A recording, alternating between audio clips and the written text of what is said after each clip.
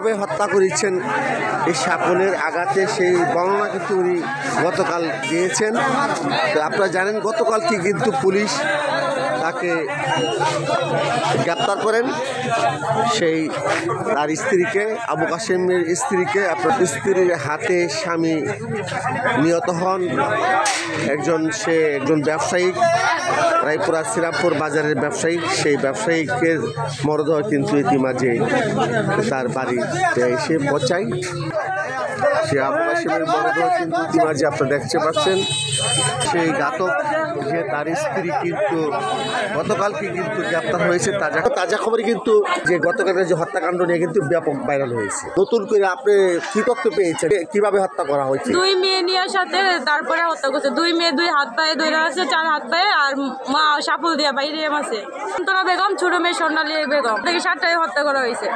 আমি যখন 10টার দিকে আসি তখন লাশটা অনেক শক্ত হয়ে যায় এবং অনেক ঠান্ডা হয়ে যায়।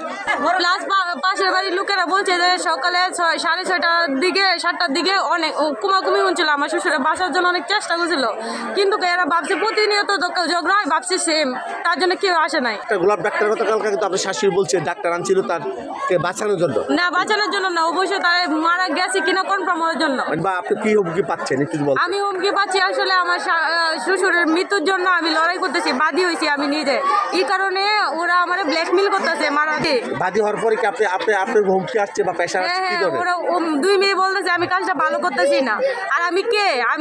আমি কে? তুই এরকম করতেছিস কেন? তুই কে? আমার এরকম করে বলতেছে। এতে আপনি কি বিচার চান?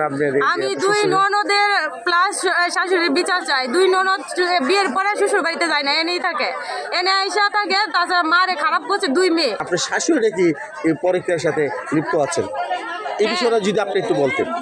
জি, এটা সঠিক, কারণ এলাকাবাসীকে জিজ্ঞাসা করে দেখেন সবাই একই কথা বলবো। শাশুড়ি তো নাকি পরীক্ষা লিপ্তর জন্য নাকি আপনার শ্বশুরের প্রতিনিয়ত ঝগড়া হইতো। জি, পরীক্ষার জন্য।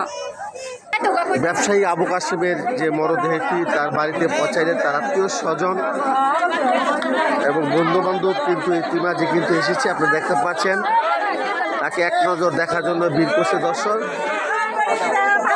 দেখতে পাচ্ছেন ইতিমাঝে।